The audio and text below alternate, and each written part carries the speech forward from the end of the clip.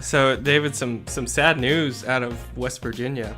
We're coming out of the gate with sad news. Yeah, it's sad, but it's got an interesting twist to it. So our governor for what to start the show with is, as long as it's interesting? Yeah, twisted sad news.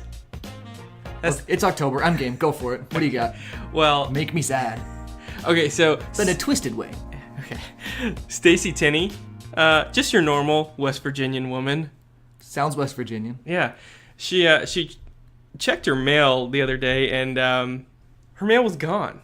It just wasn't there, right? I mean... Well, was the email delivered? Yeah. So mail was delivered, but when she went to check, it wasn't there. And she talked to some neighbors, and they had packages and mail that were supposed to be delivered.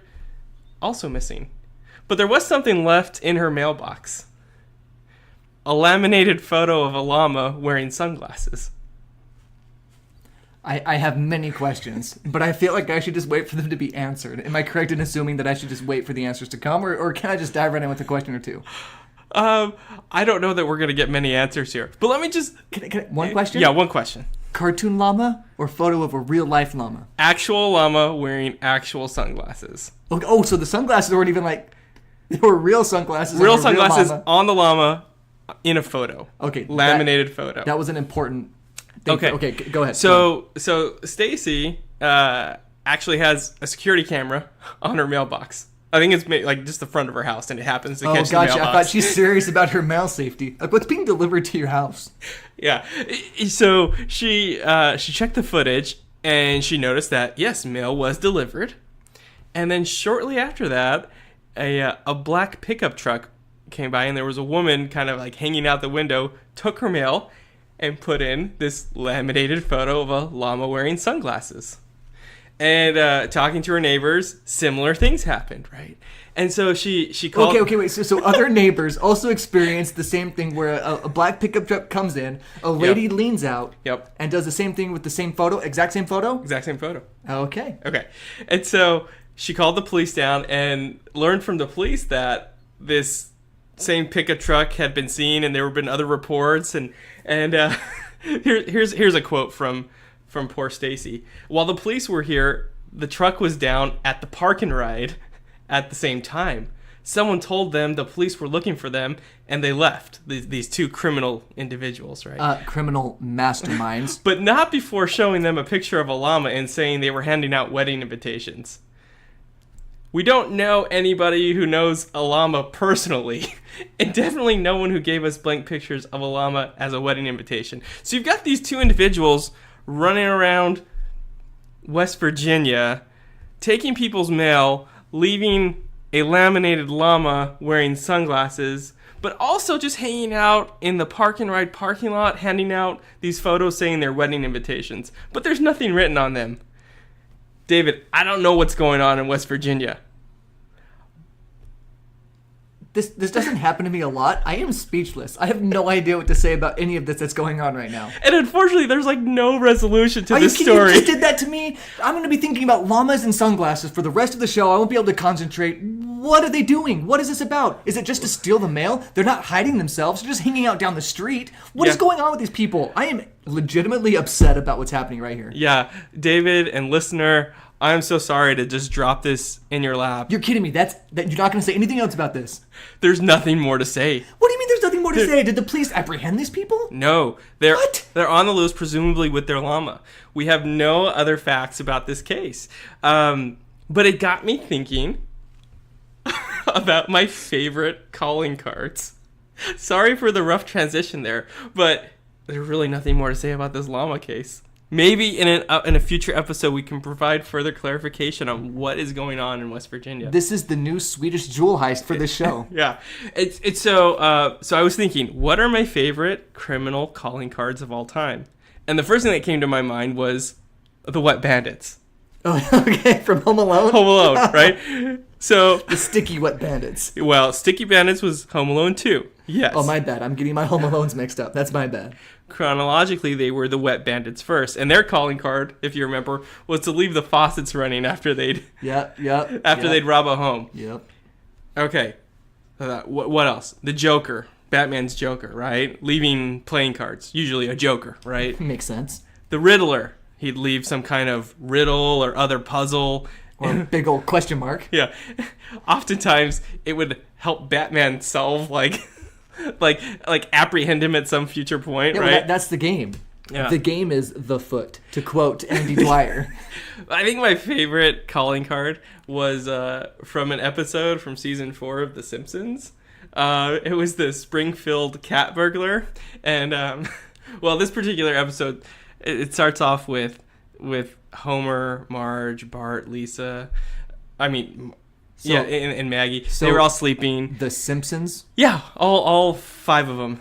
And they were sleeping, and Lisa's saxophone was stolen, Marge's pearls, Bart's portable TV, and his stamp collection, which they make fun of him because he has a stamp collection. Is that like the first time it came out? Yeah. He's like a closet stamp collector in this episode. Exactly. And so all those things were missing, but in their place was a business card. And it read, "You have just been robbed by the Springfield cat burglar." And it was like a very classy card. He literally left a calling card. Nice. Anyways, I could go on about this episode. I won't do it, but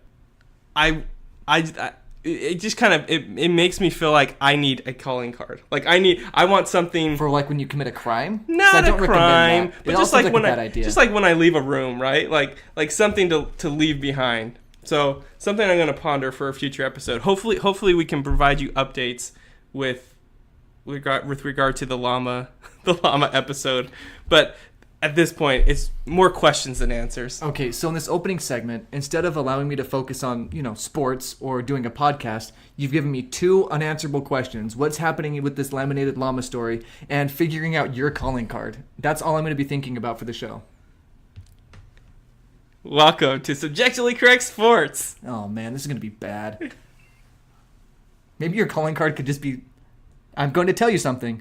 Maybe and then just leave. An ellipses. It's an ellipses. 3 dots. That's it. That's going to be your calling card. Just 3 ellipses on a little Post-it note or something. Peace. I'm going to give you a quarter of a story. Yeah, that's what it is. And I'm going to leave the room. Or like the first 2 lines of a haiku. And then that's it. Knock, knock. Knock, knock. No, I know it's... Okay, go ahead. Knock, knock. Who's there? Unsatisfied. Unsatisfied who?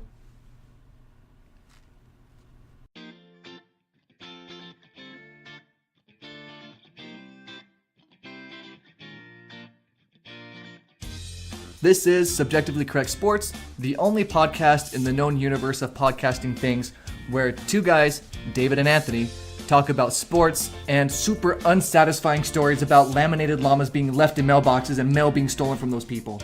Well, that sounds like a podcast I'd listen to. You can get our podcast on Google Play and iTunes. You can also listen to us on YouTube, but who are we kidding? Stop doing that and subscribe to iTunes or Google Play. It's better for you, it's better for us. Go to our website, subjectivelycorrect.com, to check out old episodes or to get the links to our podcast on Google Play and iTunes. You could also send us an email at subjectivelycorrect@gmail.com. Let us know what you think about the show, any interesting news stories you've run into, or any sports topics you'd like us to tackle. Because I think as we've established over the last 14 episodes of Subjectively Correct Sports, we can talk about anything. Yeah, except the resolution of stories. You're gonna keep. I was past it. I had moved past it. I was ready to move on. I was okay. I was good. I was ready to talk sports, and then you bring it up again. Why? Why leave? Why? Why not just clean it out and leave nothing? Sometimes to truly vary something, you have to dig it up. Who has ever said that? Suck on that chestnut for a while. You're just giving me unanswerable things to think about. www.subjectivelycorrect.com, @subcorrect on Twitter. What else, David? That's it. Boom. We nailed it. Yeah, we did. Good work by you. Yeah. Good job by you. So, I want to start with NFL talk. A couple of cool things going on this week. Old quarterbacks in the NFL. There's a fading, dying breed of quarterback in the NFL. It's the Peyton Mannings who have rode off into the sunset. More on that later. There's Drew Brees, Phillip Rivers, Ben Roethlisberger, Peyton Manning, and these. Did I say Peyton Manning again? Tom Brady. Eli Manning. No, I don't even put him in the same category. No way. No way. He's not even the best quarterback on his team. Well. He's not. Well. He's not. Okay. he should not be the starting quarterback for the Giants. He's getting old. He can't make the plays he needs to. He has one of the best receiving cores in the league, and he's still struggling. That receiving core should be tearing up the league every single week. Every single week. But anyway, not what I wanted to talk about to start. So would you put him in like the second tier of quarterbacks? We're not doing quarterback tiers. Oh, okay. We're not doing quarterback tiers. What about in the looks department? That is kind of my wheelhouse. But I think he looks too confused all the time to be attractive. He looks bewildered all the time. Like, one of my favorite phases in, like, little kids growing up is that phase when they're a baby where they look surprised all the time. Like, all the time about everything. Like, you hold up their binky for the third time in the last 5 seconds, they look at it like it's the first time they've seen it. They're like, whoa! Yeah, when you're able to play peekaboo, and every time it just, like, gets them, right? Yeah, and then their face is just stuck in that surprised expression all the time. Like, you're walking into church, and they see a leaf, and they're like, whoa! Eli Manning looks like that all the time. Like, he throws a touchdown pass, and he looks surprised that it happened. He gets sacked from behind. He looks surprised that it happened. Saquon Barkley runs for 100 yards and 5 touchdowns, which shouldn't surprise anybody because of those thighs. Right? Yeah. I mean, top 10 NFL thighs of all time, and he's a rookie. Yeah, he's places 7 through 10 of all time, right? Is that where he fell? I think so. I don't remember. I don't remember either. That was like 10 episodes ago. It's a long time ago. So I wonder what Eli's surprise face looks like. Like if like his actual surprise face? face? If you threw him a surprise birthday party and he was legitimately surprised? That's a good question. He has resting surprise face. Like, you've heard of RBF? Yes. He has resting surprise face. I've heard of that term, yeah. Yeah. The B stands for bewildered, right? Yes. Okay, that's what I thought. But anyway, so in one of the, like, most perfect moments in NFL history, Drew Brees throws a long touchdown pass to break the record for passing yards in a career. And just this magical moment where it's like towards the end of the game, it was a huge touchdown, it was an important moment. He gets to go to the sidelines at home, hug it out with his wife and his kids. The president of the Hall of Fame walks out in white gloves. Why? I don't know. A bunch of sweaty guys have just handled this ball and it's been all over the ground, but he has to carry it with white gloves. Like, are his hands more dirty than the ground and a bunch of sweaty football players? Not to mention the ball boys. Who knows where they've been? You don't know this guy. You don't know what he's done in his life. So I'm just saying, like, if you have to put white gloves on your hands to handle a dirty ball, yeah, like, you need to make some adjustments to your hand washing game, bro. You really do. Didn't Breeze or the Saints get penalized for like excessive celebrating on the play? It's like one of the most memorable moments in the history of the sport. NFL really isn't the no fun league. Oh, tell me about it. Like, we're gonna let our guys celebrate more, unless you have a career-defining and league-defining moment, in which case we will penalize you for sure. Yeah. Get that nonsense out of here with the most passing yards in the history of the game. Anyway, that was cool to see that, and it was a cool moment. And did you see the interviews of him talking about it after the game? No. He was emotional. It meant so much to him. His grandfather and his mother have both passed away, and he contributed a lot of his success in NFL to them. And I'm surprised he held it together as well as he did, because talking about the things he was talking about in that very raw emotional moment for him, I can't imagine. I could imagine getting through that interview, and he did it with a lot of poise. Yeah. So anyway. What I've always enjoyed about his game is how effortless he makes the quarterback position look. I mean, really, truly a breeze. So another interesting thing that we ran into, and this is a little quicker, just talking about the old quarterbacks. So Tom Brady threw an interception against the Buccaneers this week. Okay, that is always surprising. What's more surprising is that's the first interception Tom Brady has thrown on the road since 2015. Oh, that seems like a long time. That's like, that's what, 438 Fitzpatrick interceptions? Wow. If I carried the 3, yeah, right, yeah. But in Fitzpatrick's defense, he would have had like a bunch of wins and then a bunch of losses in that same time. Well, and that's accounting for him only playing 6 games a season. Oh, right? got you, okay. Yeah. But anyway, I thought that was pretty incredible that he's had this run. You know what I mean? And no, that's an incredible feat. Yeah. Yeah, he's 41 years old. It still surprises me that he's playing at a high level at 41. Father Time is going to win eventually. He's undefeated. But Tom Brady's giving Father Time a run for his money. Wow, did you come up with that phrase? No, I don't think so. Oh, okay. It might be an original, but I may have heard it somewhere else at some time. But yeah, Father Time is is undefeated. Mm. Yep. Just ask Brett Favre and his copper tone armband commercial things or whatever those are. You know what I mean? No, those like support band things. Like, is it something to do with like the magnetic pull of the earth or something? Is it like keeping him stable, something and like upright? that? Yeah, Okay. so he can play pickup football with other 50-year-olds In his Levi's. Yeah, that's right. But he dominates. Yeah. Okay. Whatever it is, Wranglers, Levi's, denim, something. So anyway, yeah. So old quarterbacks playing good football. It's been fun. Which leads me to the new quarterbacks. So Mahomes threw a couple interceptions this week, and his team still won by 16. Oh, yeah. So, and when I watch Mahomes play, he just looks crisp.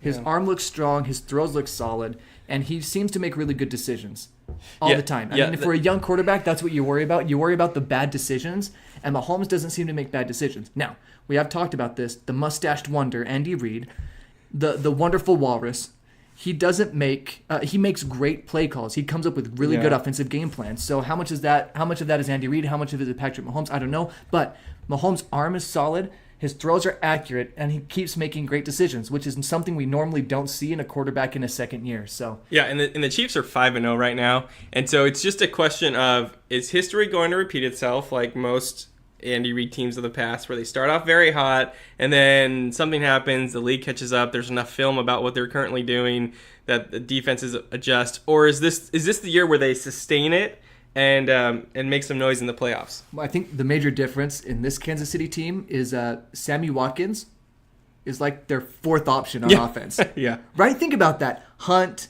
I can't even think of them. There's so many. Hunt, Kelsey, I can't even... Hill. Yeah. I mean, those guys right there, those three are one of the most dynamic three players in football right now.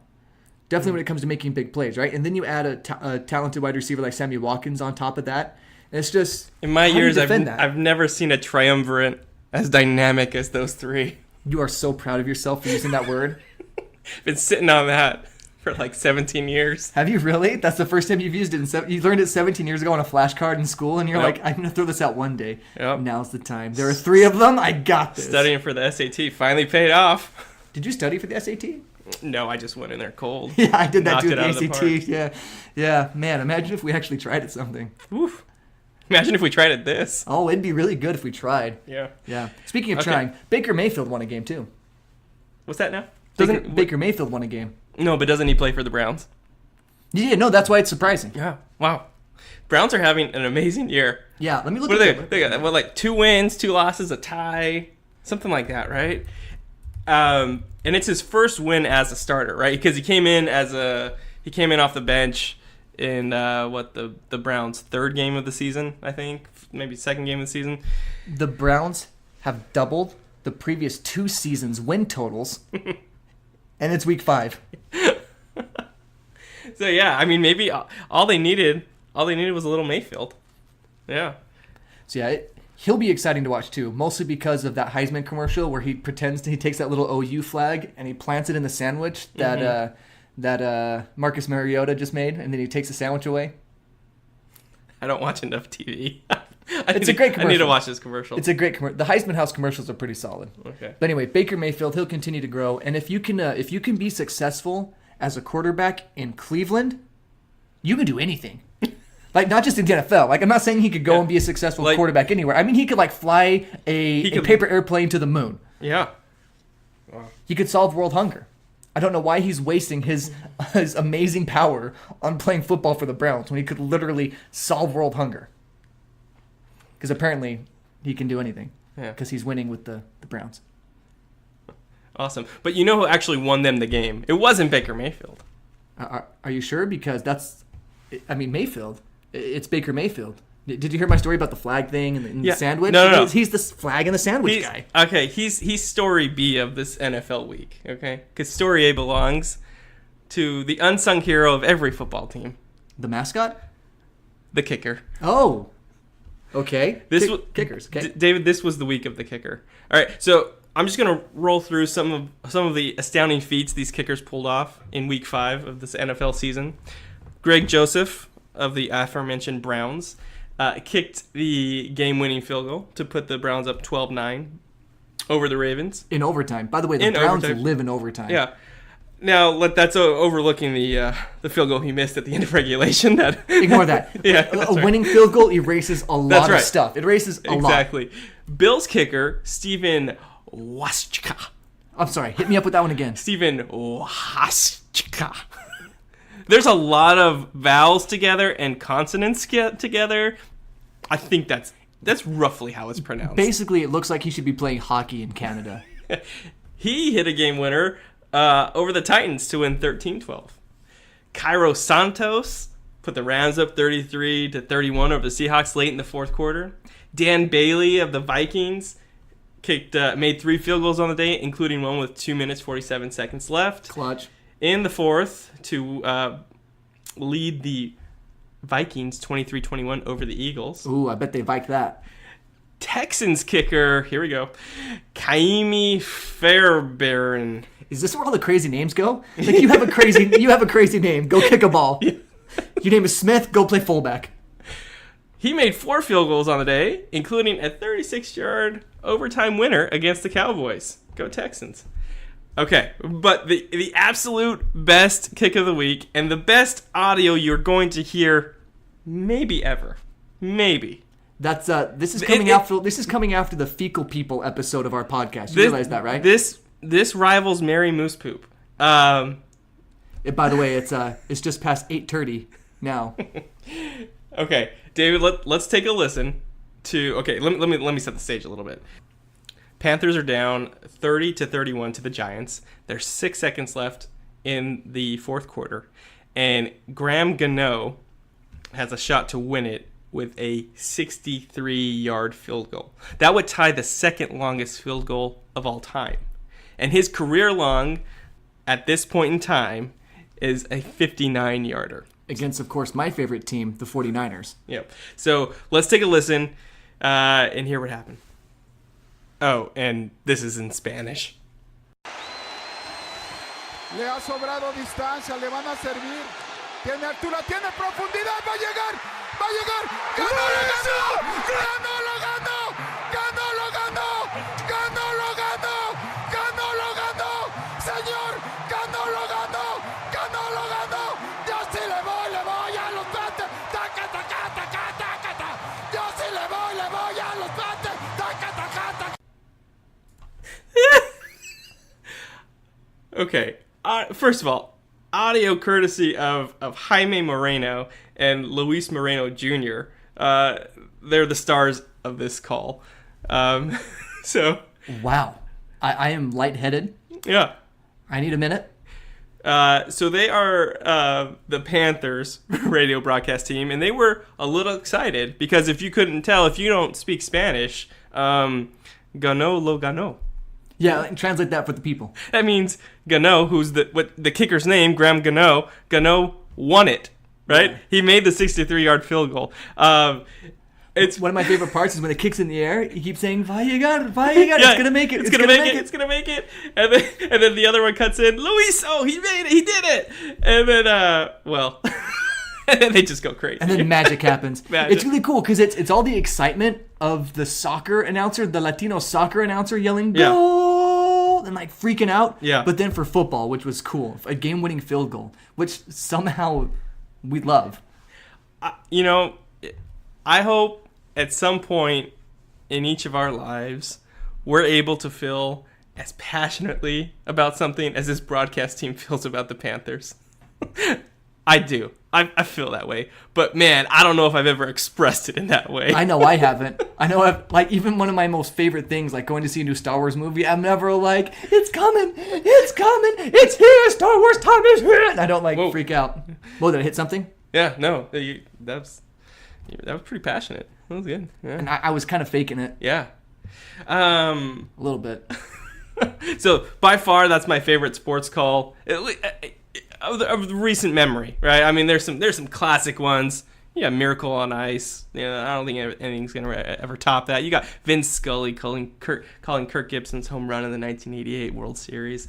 These are classics, but this, I mean, this will go down as one of the most exciting calls. Yeah, if you like that, just look up previous games by these announcers. Yeah. They have some pretty cool moments in Panthers football announcing their games and stuff. It's pretty sweet. So, it was the week of the kicker, but unfortunately, not all kickers fared as well as some of the other ones we mentioned. I'm so mad at this guy. Mason Crosby, who is the kicker for the Green Bay Packers. For now. Yeah, I'm just kidding. He's been with them for a long time. I doubt they'll kick him out now. But he may be out of a job. He missed 5 kicks on Sunday, 4 field goals, and 1 extra point. It's like we move the extra point back a few yards, and everybody loses their minds. In a 31-23 loss. So if you add that up, 4 field goals, that's 12. Extra point is 1, that's 13. And they lost by 8. So it's... All right. I feel bad for these kickers because... There's so much pressure. You have one job, so it's really hard to redeem yourself when you do poorly, right? And it sticks out because the play is all about you. I mean, there's times I guess where a field goal can get blocked and the line's fault or there's a bad snap or a bad hold. I'm thinking about that. When's the last time you saw a bad snap or a bad hold? I can't remember the It's last time I rare. saw a bad snap or bad hold. It feels like they happen more often before. It's really rare. Yeah. And so you feel bad for these kickers when they miss and the spotlight's on them, but at the same time, they really do only have one job, and they get to practice it all the time. That's all they have to practice. They don't have to memorize plays. Maybe you have one trick play that you have to memorize. And your job on that is to make sure you act like really well, like you're actually going to kick it. That's usually what they ask you to do. Yeah. And so it's surprising, I mean, I've kicked a football. And it's not like it's not like a soccer ball, right? It's a little bit harder to direct. But like you would think if it were your only job and you were one of 30 individuals who do it better than anyone else, like allegedly, you would be almost automatic at this, at least within like 40 yards. Yeah, and that's the thing, like the ball being oddly shaped and stuff, it's not easy to kick, right? It's just not. One of my favorite developments in football now is it seems like kickers now have like ripped biceps, right? They come out to kick a ball and like jacked huge kicker. arm. Yeah, it's one of my favorite developments in football. Like a kicker will come out and you're like, they do a close up. You're like, oh, is that the fullback? And then pull it out, and he's like really weird and top heavy. Yeah, and but with like one huge leg and one skinny leg. And like, oh, he must be the kicker because there he goes to kick it. But like on a close shot, he looks kind of ripped. Like I love that. That's kind of funny to see these days. I mean, when you have one job, you have a lot of time to spend working on the guns. Yeah, it's like you go to the practice board, like the practice schedule, and it's like, okay, curls for 2 hours, and then kick the ball for 2 hours, and then curls for 2 hours. And then kick the ball for 2 hours. And they get paid tons of money. And I'm seriously, that little bit of ridicule for missing a few kicks is worth the millions of dollars, if you ask me. Because like you make a kick like Gano, and Gano lo Gano, and people are screaming and having a great time, right? And you make millions of dollars. Awesome. Then you miss a kick, and people are upset at you for a while. But then you win. Like your team wins the next week, and you have nothing to do with it. Everyone forgets about the week before where you missed, right? Yeah, ultimately, unless you're missing the game-winning field goal in the Super Bowl, like people are probably going to get over it. Laces out, Dan. That's a Ace Ventura reference. Mm-hmm. That's fake football. That wasn't real football. Finkel is Einhorn. Einhorn is Finkel. Yeah. Yep. Anyway, speaking of Einhorn. Are we? No, actually, we're not. So, I want to talk about college football for a second, but there's only one thing in college football that really interests me, and that's the team that's probably going to win the national championship, because you gave a coach... Playoffs? Yeah, we're talking about playoffs. Uh-oh. So it feels like a foregone conclusion at this point, because the team that everyone knows is going to be in the playoff every year has been given one of, if not the best quarterback in college football now. And so Nick Saban, who wins without a good quarterback, is suddenly given Tua. Dang it, I was going to nail his name and I screwed it up. But Tua Tagovailoa. You know how I remember it? How? Taco Viola. Yeah, that checks out. Yeah. Do it again for us. Taco Viola. I actually think it's Tagovailoa, but that's pretty close. Yeah, but when you say it fast enough, no one really knows. Okay, do yours. Taco Viola. Tagovailoa. Yep. Do it again. Taco Viola. Tagovailoa. Taco Viola. Okay. I don't know. Whatever. But anyway, so now all of a sudden, a coach that doesn't need a great quarterback is given a really good quarterback. And it's like, what do you expect other teams to do?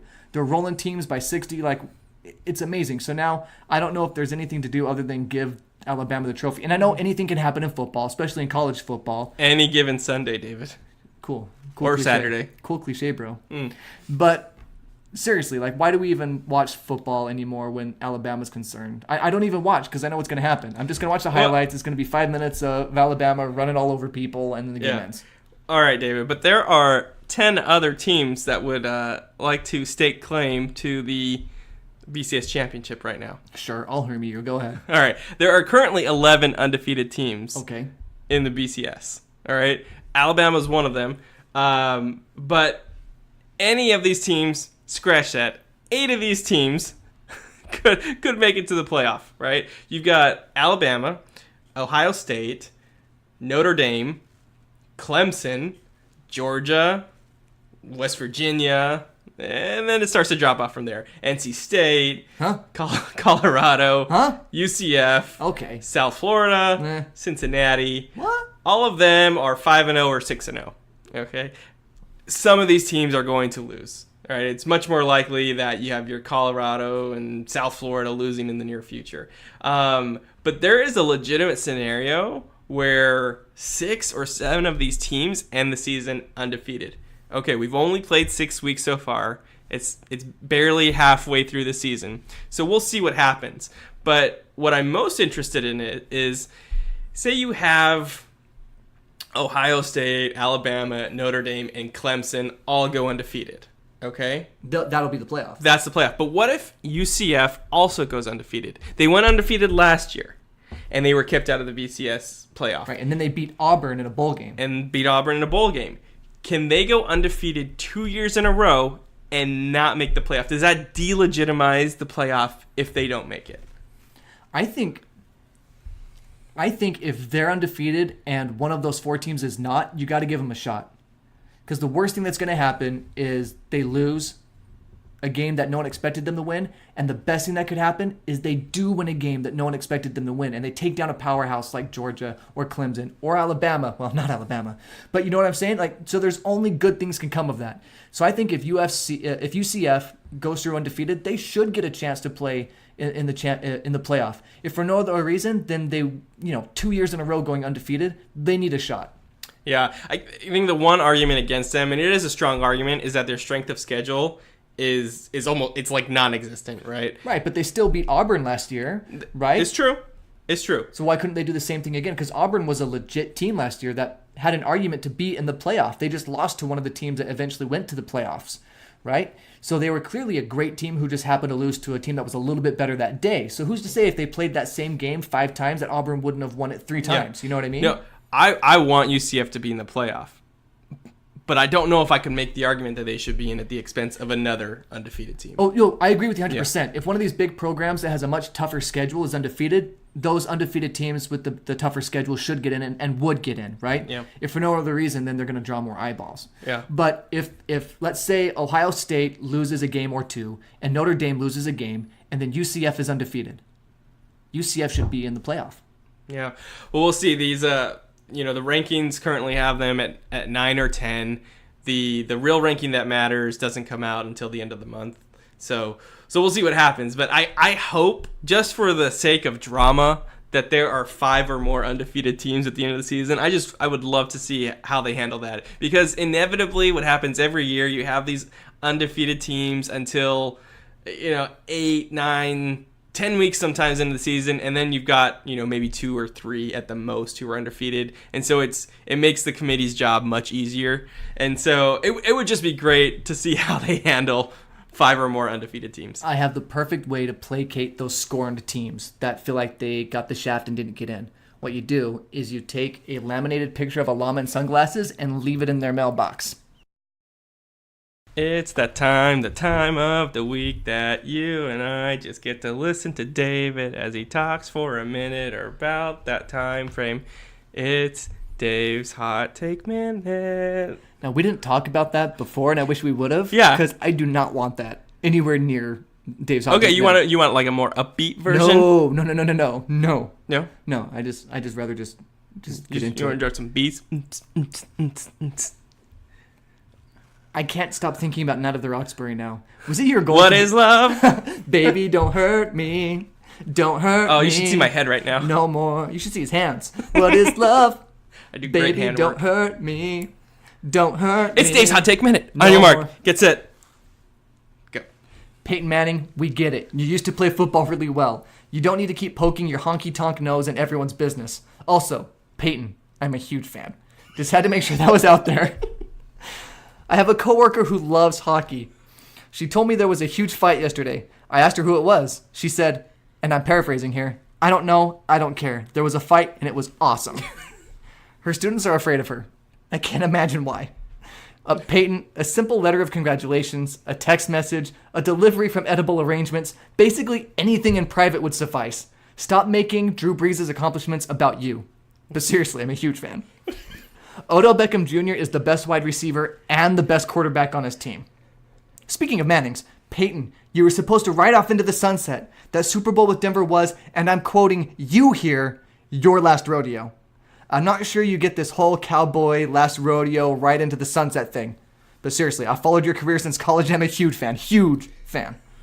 Patrick Mahomes finally threw an interception. He was playing against Blake Bortles, who threw more interceptions. One traveled less than 2 yards, and another bounced off his own lineman's helmet. Ooh. Is there a guy in the Jaguars organization that comes to meetings and says things like, I'd like to revisit the Blake Bortles is bad discussion. I have some new evidence, like I do every week, I'd like to present. I bet that guy keeps thinking, they'll listen this week, I'm sure. Just a heads up, buddy. They won't. But I need to give Bortles some credit. He didn't throw an interception in week 3. But that week, he didn't throw a touchdown either. Mm-hmm. And he only threw for 155 yards on 34 attempts. And ended with a 72.5 rating and a 6-9 loss to the Titans. Why is he still the quarterback in Jacksonville? I bet Peyton Manning could think of a clever video message to cheer him up. Love you, Peyton. Huge fan. Now, I'm going to spend the rest of the show trying to figure out how to get the Conor McGregor package at my job. Fail repeatedly and be the highest paid person in my field. Awesome hot take minute, David. I also am interested in that Conor McGregor package. It's true though, huh? He hasn't won a fight in a while. Right. And so he goes off and fights Floyd Mayweather. They hug it out at the end like they're best bros because they just know like we just played all these suckers. He's got $100 million. Yeah, to cat fight each other, to pod each other's faces. Like the little fights I have with your cat Mamba. He has a cat named Mamba. And I feel like that's what they were doing for a bunch of rounds. Then he got paid a ton of money. I want that package. He loses and he keeps failing up. Mm. Yeah. You know where you can't lose and keep going? MLB playoffs. That's true. Nice segue. That is a segue. Yeah. It was really smooth. It was really smooth. Yeah. You know, I love talking about my segues. I can tell. So I feel like talking about the segue takes away from the segue. Yeah. Okay. That's one man's opinion. Also, the more you say segue, the more I think about the little motorized vehicle, the Segway. Yeah. Which makes me think about Paul Blart. Mall Cop. Yeah, that one. Is there another Paul Blart I don't know about? Is it Paul Blart like a fullback for Georgia or something like that? I haven't... Paul Blart does sound like a fullback name, right? Could Paul Blart play another position? Not the character, but Paul Blart the name. Like if Paul Blart was on the back of someone's jersey, imagine P. Blart. Mm-hmm. What position is P. Blart playing in college football right now? Yeah, I think fullback is the obvious choice. Mm-hmm. Yep. Blocking tight end, maybe. Yeah. He's definitely not. He's definitely wide. Like, yeah. It's a wide name. Yes, it is. It's like the tiny name on the big jersey. Yeah. I think it's the Blart, right? Like, it's got to be, right? Yeah. I mean, Paul could be anything. Mm-hmm. Paul's great because it can be anything. But Blart is definitely not a quarterback. Blart is no quarterback. An artistic blob, which is what a lineman is, right? So all I heard was that you called line play an art form. Yeah. I agree with you. Okay. So the Dodgers advanced. So did the Brewers. Dodgers beat the Braves 3-1 in their division series. Brewers swept the Rockies. They're going to meet in the National League Championship Series, called by my two favorite announcers, Joe Buck and John Smoltz. More on Smoltzy later. And in the American League, the Astros are awaiting the winner of the Yankees-Red Sox. And Dave, what's the real-time update of that game? Do we know? I was afraid to pull it up because last time I watched baseball while we were doing the pod, you got mad at me and turned it off. That's very true. Do you want me to look it up right now, though? Because I can. You can look it up right now. Can I? Is that okay? Is it okay if I look it up right now? It was okay. Oh, is it not okay now? Because I can back off. No, here we go. Okay. All right, so the Red Sox are leading 2-1 in the series, and in tonight's game... And right now they're up 4-1 in the top of the 6th with 2 outs. All right, so if this result holds, then the Astros and Red Sox will be meeting in the American League Championship Series, winner playing the winner of the Dodgers and Brewers. So I think the Brewers, Rockies, there wasn't that much drama. Some of the games were close, but the Rockies just couldn't put any runs on the board, which is surprising for them. Did they score any runs in that series? They got shut out a couple times, right? No, they did. They went to extra innings in the first game. It took till like the 9th inning for them to score, but they did put some runs on the board. The Brewers just have a really interesting and good pitching staff, but they don't have any good starting pitching, which is the kind of the adage that you always hear is that starting pitching wins playoff games, right?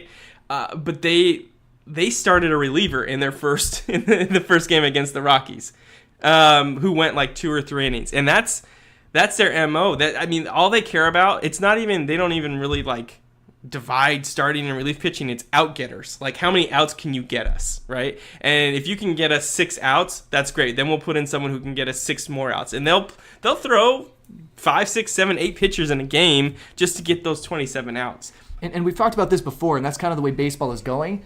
Like, they realize that starting pitchers, even great ones like Clayton Kershaw, you see him 3 times in one game, and you kind of get a feel for him, and you can start hitting him, right? That happens to a lot of pitchers. So my question is, do they like go deep into the analytics and choose which pitcher to pitch that day based off of the analytics and comparisons or matchups that day? Or do they just kind of say, hey, let's give this guy some run, this guy some run? You know what I mean? Like, how deep do they go with that stuff? Do you know? No, the A's employ the same tactics, so do the Rays, and they are very reliant on analytics. So I wouldn't be surprised if they're crunching the numbers like every day and deciding based off some spreadsheet who should be pitching to who. Right. Whether the Brewers are that deep into it, I don't know. But I really hope the Dodgers win. Hope they make it back to the World Series. But I'm really scared of this Brewers team. They're really hot. They've won, I think, 11 games in a row going back to the regular season. Yelich is going to keep hitting, man. Yelich is a monster, and I hope he comes back down to earth a little bit this series. But he's great. It's hard not to root for that guy. But ultimately, even if the Dodgers make it to the World Series, I'm really scared of these American League teams. They are so impressive. Dude, the Astros are a buzzsaw. Yeah. Are they better than they were last year? They are. Yeah, I think they're a lot better, and they have better relief pitching, which was like their one weakness last year, and they kind of addressed it. You know, whatever you think about the guy they added, Roberto Osuna, he had some legal issues, and we addressed that, months ago on the show, but he's doing a good job for them. So yeah, I don't know if anyone can take them down. Maybe the Red Sox can, and I think the Red Sox are a better matchup for the Dodgers. If they were to meet, I think it's more of a coin flip. If the Astros make the World Series, I don't see either the Dodgers or the Brewers really taking them down. So we'll see. They've got such a great combination of starting pitching, hitting, and guys who have been there before and done it, which I think is important in the playoffs. Right, I think the Dodgers adding Machado, I know one player can make a huge difference in the playoffs especially, and I think Machado makes a big difference. Well, the Dodgers actually, so they had three players in last night's game against the Braves where they won the series. Machado came up big with 4 RBIs. Ryan Madsen, relief pitch, I think his name's Ryan Madsen, relief pitcher, came in with a bases loaded situation and got him out of the inning without giving up any runs. And then David Freese got 2 very important RBIs off a single. Is he the most clutch hitter in baseball history? At least in October. Like, playoff baseball comes around and David Freese just hits balls everywhere. Yeah, and each of those 3 players were not on the opening day roster. They weren't on the roster at the All-Star break. They were all post-All-Star game acquisitions. And so I think that this front office, there are legitimate gripes about how much they tinker with the lineup. And, you see a different Dodgers lineup every single game almost. There are some legitimate gripes, but they never stop working. They never stop trying to find the right matchup for a particular inning or game. And so it is nice to be a fan of a team that puts money and analytics into the program and put together a big product. Dodgers have won 6 straight National League West Division titles. They're in their 4th straight National League Championship Series, and if they win, they'd be in their 2nd straight World Series. Yeah, you can't argue with that. I mean, it's so hard to win a championship, and it's hard to get to the playoffs consistently, and they're doing an amazing job. I think one of the best examples of how good the Dodgers front office is picking up Max Muncy and what he's become for them. I mean, they put their players in a position to succeed. They make sure their players are never in a position to fail, unless you're playing Kenley Jansen, I guess. But anyway, they don't put their players in a position to fail, and Max Muncy is a great example of that. They put him in situations where they know he can excel, and he's where performed he for can them. Maximize his efficiency. You really His petered out power? there. You got Maximize out there, and you're like, I'm up in the air with nothing to do here. Oh, I just really wanted to use max. I know. Maximum effort. Yeah, that swing there. Max power. Oh, that swing. That swing is great. His home run the other day to opposite field was amazing. He has so much power, but his swing is so smooth that he was able to go opposite field and hit a home run. And it looked, I don't want to say effortless, but it didn't look like, it just looked like a normal smooth swing, and it carried. You know what I love most about his home runs? I love that swing. Are the bat drops. Not the bat flips, the bat drops. He gets the bat from hips to ground faster than any other baseball player. It's fantastic to watch. Like, he just drops the bat, and it's almost like it's a lead bat. It's just, boom, right to the ground. So is he like, okay, I'm trying to visualize this. So he's not throwing it down or pushing it down at all. He just lets go, but it's like I think there's a little bit of a push to it down, but it's just a really cool effect. It's like he knows when he hits that home run, and then, boom, the bat. Like, I'll know he hit a home run based on how he drops the bat. Okay. That's something to watch out for. Yeah, check so that out. don't watch the ball. When Max Muncy's at the plate, just watch for how quickly the bat gets to the ground, and that's your indication of home run or not. It's all about the bat drop. Yeah. I'm more about the bat flip. Like, I love when Yasiel Puig hits like an infield single and throws the bat into the third row. Give me some more of that, dude. Puig had a funny game the other day. He got caught stealing on a delayed steal. He tried to steal the base after the catcher had already caught the ball. Classic Little League move. He tried to wait until the catcher was about to throw the ball back to the pitcher and time it just right so that he could catch them sleeping a bit. But he went a little too early, and the catcher was able to throw him out at second base. And then the very next inning, he caught a pretty hard fly ball. And he ended up on the ground with his back towards the infield, and he just threw the ball over his head towards second base. And this brings up a couple things. One, let the kids play. Absolutely. That was so entertaining and so fun. And two, if that's the message from Major League Baseball, like that really awesome ad that they did that said "Let the kids play" with King Griffey Jr. at the end, that gave me the chills. It was so cool. If the strategy is let's embrace these personalities, let's hype up these young, entertaining athletes, which is the right strategy. That's the correct strategy. Yeah. Yes, do more of that. Yes, please. If that is the strategy, more Puig. Why are we letting people like John Smoltz call these series? Like, he's so grumpy. He hates the game of baseball today. He loves the game of baseball in 1990, right? He's never seen anything more ugly than a shift. I can't wait for him to call this Brewer series and to see a starting pitcher go like 3 innings. Yeah, go three batters. Yeah, that's just like antithetical to everything he believes in as a baseball player. He thinks a pitcher should pitch 120 pitches, go into the deep into the 8th inning, and maybe even pitch the whole game. And it's just like the analytics do not back that up. And maybe that's how the game was played, but that doesn't make it the right way to play it. It worked out once in the history of baseball, and that's when you had Glavine, Smoltz, and Maddox on the same pitching staff. And he's like, that's the way we did it. That's the way everyone should be able to do it, right? That's one of the most prolific pitching staffs in the history of baseball. And he's like, why can't everyone just do it like us? That's like LeBron going to his teammates and just being like, hey, just play better like me, guys. Just be like me, and everything will be fine. That's what Smoltz is asking them to do. Hey, be like the best pitching staff in the history of baseball. Luckily, LeBron's finally on a team that has the talent to match his. So, oh my gosh, excited about that. So yeah, Smoltzy. I mean, smile, right? You get to watch and talk about baseball for a living after getting to play it for a living. Like, that's pretty sweet. Let's turn down the negativity just a little bit. It's hard to promote your game when you have people saying, no more game. Stop playing.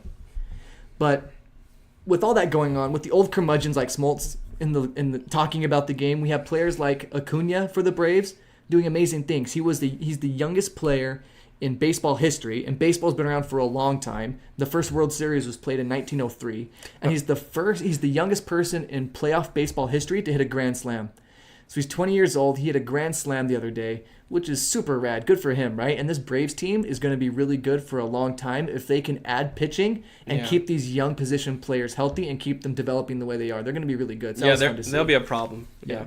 And then also we had Brock Holt, who hit for the first cycle in Major League Baseball history. So again, baseball's postseason history. Yeah. So baseball's been around for a long time, and the cycle is super rare.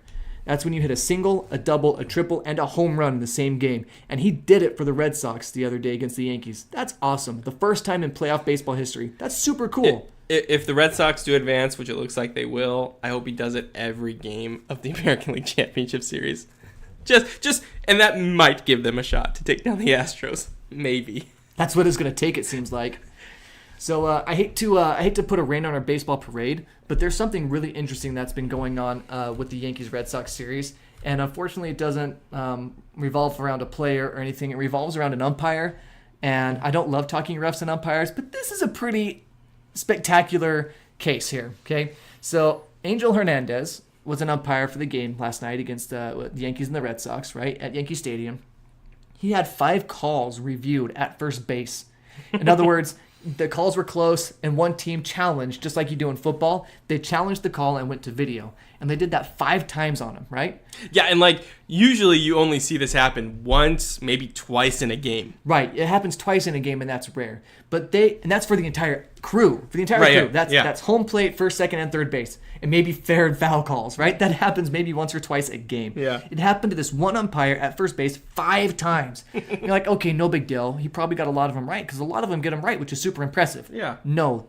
He had 4 of his calls overturned. Wow. 4 of them. And for it to be overturned, that means that there has to be video evidence that it was wrong. Not just that, maybe it could have gone the other way. They have to clearly see that the call was wrong. Right, and we're used to that language in football where, okay, there has to be irrefutable evidence that this is the wrong call and we need to change it, right? Well, in this case, that happened to him 4 times. And the quotes by some of the former players and current players about him being an umpire are not pretty, and I don't want to say them. And they're just not good. And to tie this little story up with a cute little bow, he's behind the plate right now. Oh, yay. He's the behind-the-plate umpire for the Red Sox-Yankees game going on as we speak. Yeah. I wonder how that's going. I guess the only thing what you hope for in these types of situations is that he's equally bad towards both teams. All right, time for the segment that is slowly becoming the 4th best segment on our show. Thank you. You're welcome. Wow. No, I'm just kidding. A segment that I've grown to love in the 1 week that we've had it, so I'm sure the second week's going to be even better, right? This is the newly named Fantastic 5 Headlines of the Week. Anthony, take it away. All right, ESPN had on their website this headline, speaking about the Major League Baseball playoffs. Which playoff teams most need to win now? May I? Sure, David. All of them, because it's the playoffs. Yeah, what a silly headline. Which playoff teams need to win now? The ones that would be eliminated if they didn't. Which is all of them. Virginia laws threaten jail for overage trick-or-treaters. What? Okay, so in Chesapeake, Virginia, there are a couple laws on the books. One that if you're over 12 years old, it is actually a misdemeanor to wear a costume and go trick-or-treating for candy. You could face up to a $100 fine or 6 months in jail. What? That is so un-American. Who's to tell me what I can and cannot do with my Halloween? The great people of Chesapeake, Virginia, apparently. Is this the same state where people are stealing mail and putting llamas in the mail? That's their cousin to the west. Oh. Yeah. Okay. It's also, same place, Chesapeake, Virginia, against the law to trick-or-treat after 8 p.m. That's when the trick-or-treating gets started. That's about when it gets dark, right? Again, up to a $100 fine or 30 days in jail. You ring that doorbell at 8:01, you're in the slammer for 30 days. Okay, and I just have to say, if you're the John Smoltz-like curmudgeon that is calling on kids trick-or-treating after 8 and getting them in trouble, I don't like you. I can say that definitively. Like, you may have some other redeeming qualities, but that one thing makes me not like you as a person. In Newport News, Virginia, which is a city and not the name of a newspaper. Yeah, I was gonna say, it sounds like that's probably been confusing for me in the past. Like in Newport News, like why are we talking about the news and why is it flooding and nowhere else flooding? Anyway. So in Newport News, Virginia, no accompanying. That's a tough one for you, huh? Yes. Do you want to start over on that one? No parent or guardian who is with a child Good one. Yeah. shall wear a mask of any type. So if you're out with your kid, they're under age 12, obviously. Because that's the law. And you decide to wear a Donald Trump mask. Or you decide to wear a Ninja Turtle mask. Raphael's the best Ninja Turtle, by the way, just saying. Yeah. Or you decide to wear a mask over your feelings because you're not emotionally mature. You could face... That last one's probably okay. I'm sorry, I usually have something to help you out in those moments, but I got nothing for you right now. Just keep going. I got nothing for you. That is also a law on the books. You cannot do that. I don't have the jail time or dollar amount fine for that. But what's going on? The No Fun League in a state, the state of Virginia, right? The No Fun State. The No Fun State. Make trick-or-treating great again, people. Or at least just don't find people and put them in jail for wearing a mask. I'm down with that. Okay. Although, no, never mind. Go ahead. Okay. Driver suspended for letting monkey steer bus. So, I don't see the problem yet, but maybe some further explanation will help shed some light on this situation with the monkey bus driver. This passenger, a passenger boarded a bus in India with their pet monkey, as one does. Clearly. And they let their pet monkey cross the yellow line, as one should not. That's true. But one did. Okay. And the driver didn't shoo the monkey away. In fact, he let the monkey sit on the steering wheel, grabbing it, and drive the bus for a little bit. Again, I'm not seeing the issue here. That's right. Who among us, David? Who among us has not let some mammal drive our car at some point? A mammal drives my car every day. Exactly. Me, I'm the mammal that drives my car. Just saying. So unfortunately, there was video of the incident. Ooh, that's pretty damning. And when this bus driver's bosses got wind of the video, they suspended him. There's like a formal inquiry happening. I hope the guy gets back to work soon. Error in judgment. You probably shouldn't let the monkey drive the bus, but I mean, how do you know until you try? Right? But in all seriousness, I'm sure the monkey wasn't like legitimately driving for like whole blocks at a time. No, I'm sure the driver had his hand on the steering wheel. It was mostly okay. What's going to be interesting is like the rule that they put into the employee handbook after this, and like they're going to know it is like this guy's rule, like that guy's name and that rule. Like don't let a monkey drive the bus for whatever reason. Yeah. For any reason. Rock used as doorstop revealed to be meteorite worth $100,000. What is it? Adamantium? No, it's a 22-pound meteor. A legitimate meteor that fell from outer space that aliens used at some point, maybe. You mean like adamantium? This guy. I'm going to keep going with this X-Men joke. Unobtainium. Okay. Great name. It's a metal that's hard to get. It's hard to obtain. I know. Unobtainium. So, this guy bought his property in 1988. And great year. And the previous owner was showing around the property and pointed out this rock and said, yeah, that fell from the sky in 1930. So the new owner thinking, wow, that's pretty cool. Hey, it's pretty heavy. Use it as a doorstop. Clearly. For the next 30 years. And he was watching the news recently and saw that someone was selling pieces of a meteorite for substantial sums of money. And so he thought, I have a space rock. So he went to Central Michigan University, and one of the professors there, what do you call a rock professor? Geologist? Yeah, the geologist. Well, would an astrologist handle the rock from space, though? Probably an astronomist. Sure. Did I say astrologist? You did. My bad. Maybe you get all three together to Yeah, to that's figure probably what I this was thinking out. of. Yeah. That makes the most sense.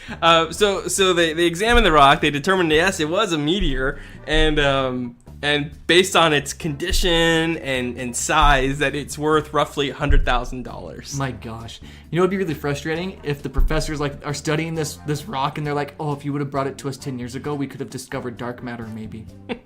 Yeah, do we want dark matter? Well, I think I've read a thing lately in some journal of science stuff saying that they do want to find dark matter, and that there's this big giant machine that's like super cold to like 5 degrees above absolute zero that's trying to detect dark matter now. So I think they want to find dark matter, yeah. Yeah, that sounds super believable. I didn't make that up. I did not make that up. And so the Smithsonian and some private collectors are in the mix to buy this space rock. Cool. Although, why not just keep it as a doorstop? Great conversation piece. Sure. I would rather buy like a $10 doorstop with the $100,000 I got from selling the old doorstop I was using. To each his own. Man uses CPR to save squirrel hit by car.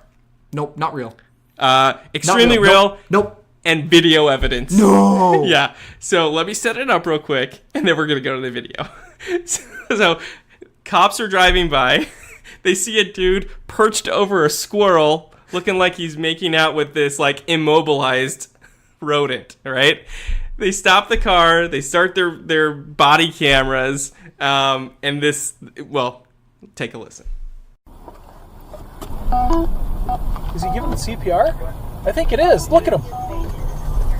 What happened? Kind of run it over a little bit. Did you? Yeah, so you know. Try to help it out. Is he squished anywhere? No, I kind of swerved a little bit, Maybe just scared him? Huh? The tire didn't hit him though? I don't think so. Flip him over on his, He's blinking, so. yeah. If the tire didn't hit him, he probably just got I think I scared like him. tumbled, from the Yeah. pressure of the car. It doesn't feel like he got hit by the wheels or anything? No, if he would have popped, so. He's coming around now. Yeah, he's good. Put you in for a life-saving award. There he goes! You saved his life, dude! Oh. Good today. Alright, what's your name? Guys, I'm Chris. Chris Jeremy. Nice to meet you. Have a good day, man. Hey, you too. Yep. Thank you.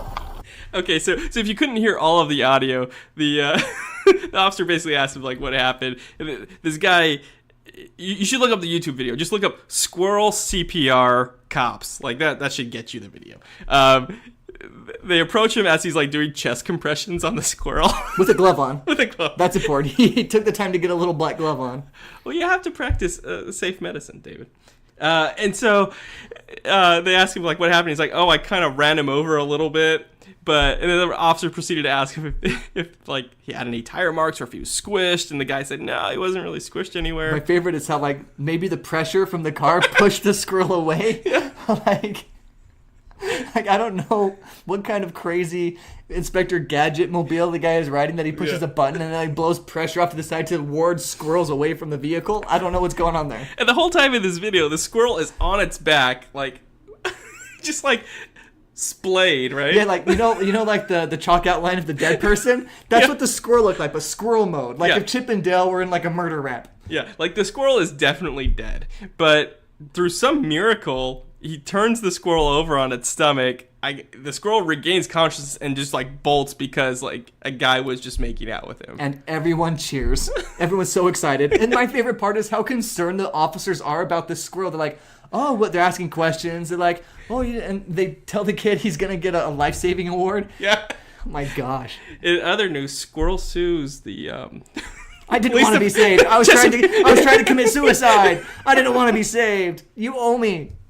Oh my gosh. Well, Dave, that's the Fantastic Five for this week. That's the Fantastic Five for the week. I think we really need to talk about your songs before we do them. I think that really needs to be a part of the show prep, show meetings. We need to talk about them. I hear what you're saying. That Overrule. Yeah, I was going to say, that sounded like I hear what you're saying, but I'm not going to hear what you're saying. Oh, that was awesome. So I wanted to talk a little bit about MMA before we got out of here. So just kind of a quick hit on that. So everyone is saying like, oh, this is bad for the sport. That big brawl between McGregor and I'm not going to try the other fighter's last name. His first name is Khabib. Yep. Who fought bears as a kid. There's video out there of this guy fighting bears as a kid. Of course, they're bear cubs, but like legit grappling matches against bears. It looks sad, really. It's sad, and I don't recommend it for the bears or for the people. Mm-hmm. But this guy is straight up crazy, and he was enraged and jumped into the crowd to fight people. Because after being in a fight, a legitimate fight against someone who is a professional fighter, he still had enough fight and rage in him to go and fight more people. So this guy is probably somewhere fighting something right now. Apparently that's all he does. In fact, in the press conference after all this went down, like 8 minutes after it happened, he is quoted as saying, I don't see why we're still talking about it. I mean, it's 8 minutes. Like, come on. Find something else to talk about, right? So anyway, I'm amazed. This story just blows my mind. And people that are worried about this being bad for the MMA, it's MMA. Right. Like it's kind of what they do. Yeah, if this was like water polo, I would be like, okay, yeah, that's not good for water polo's image. If like a cricket player jumped into the stand with his bat and started beating people with his cricket bat or whatever they call it, a cricket. Is it a bat? Cricket bat? I think it's called stick. Is that what they call it? No, I have no idea. That sounds very British. That sounds like a British thing to do. Wicket. No, Cumberbatch. He's going to be in a Grinch movie. Biscuit. I don't. That doesn't sound very British to me, biscuit. Yeah, biscuit with tea. Tea and biscuits. Okay, I see what you're saying. No, but I mean, I go to Red Lobster. What a chestnut. Anyway, MMA, it's gonna be fine. They're basically promoting as much violence as they can. Like this is like more violent than boxing. Yeah. This is like wrestling, but legit real, and it's all the martial arts put together. And this is the most effective martial art for hurting someone and making them want to quit fighting, which they're getting paid to do, and they all want to win. So that's what they're promoting. But then there's extra violence out in the crowd. Like, oh no. There's all this pearl clutching going on.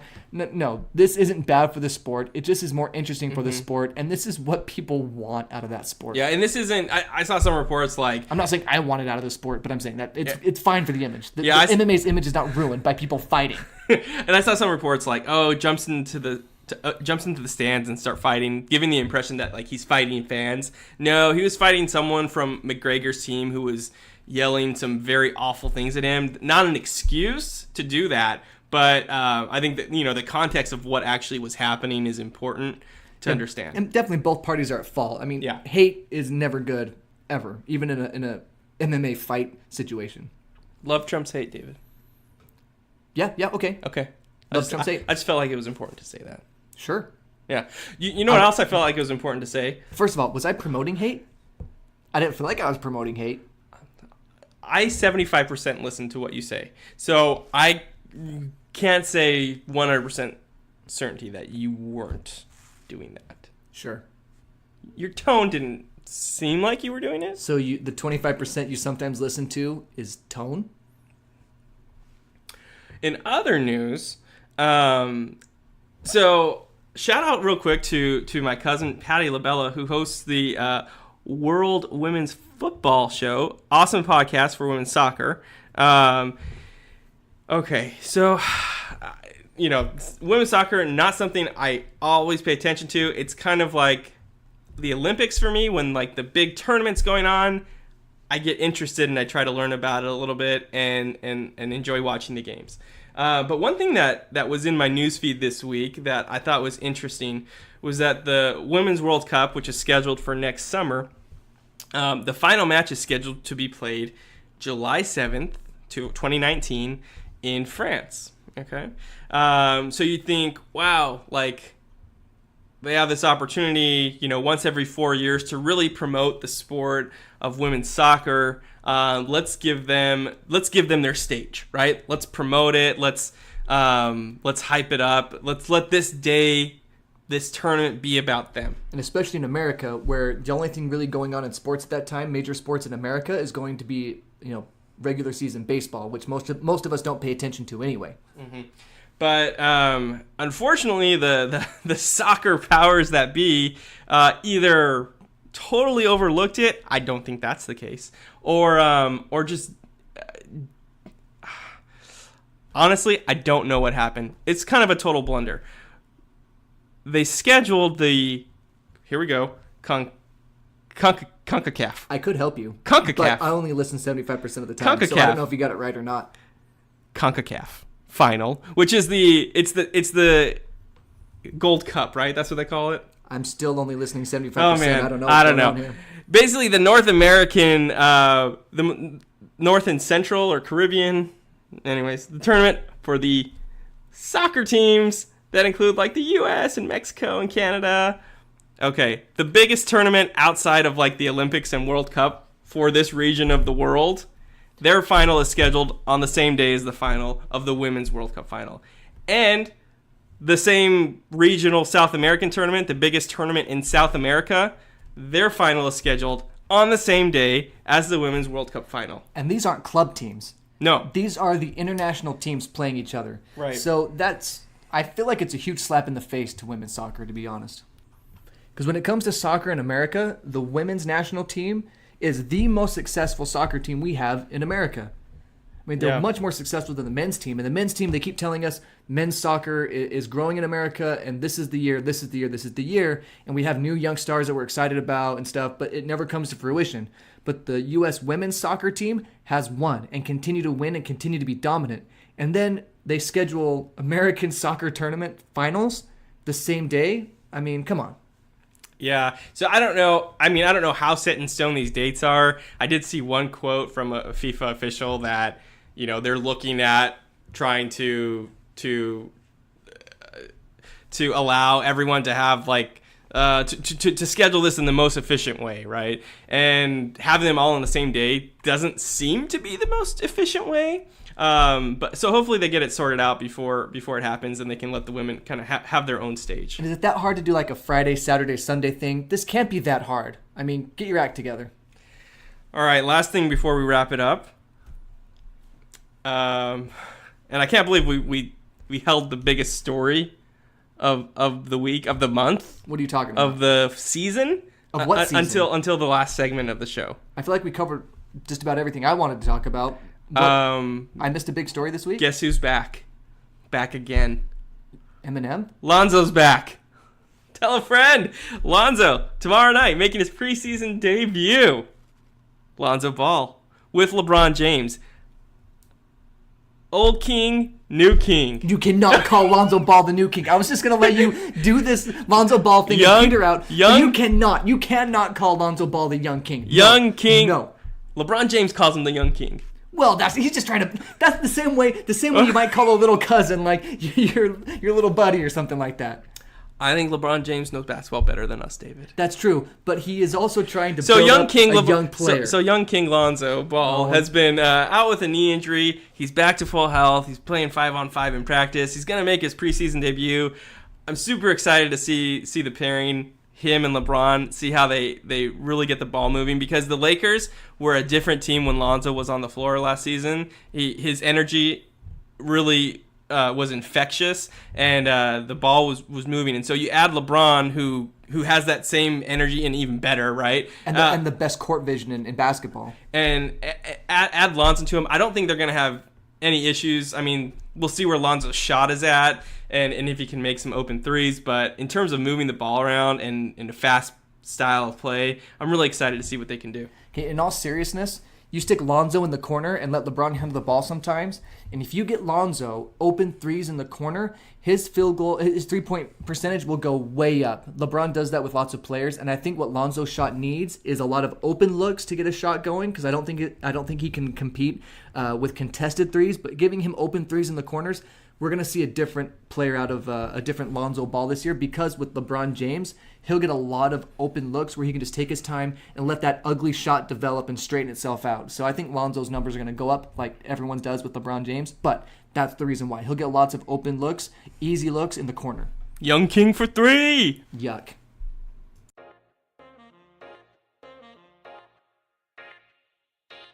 So David, quick story I came across that made me really think about what I've accomplished in my life. That probably happens to you all the time.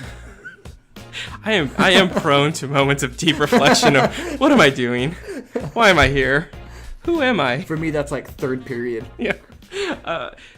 Harper Yates, Canadian child, born to Australian parents, Okay. So a Canadian.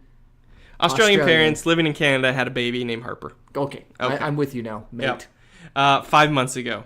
And these Australian parents, they had a goal. They wanted to see every state in the United States. Even Nevada?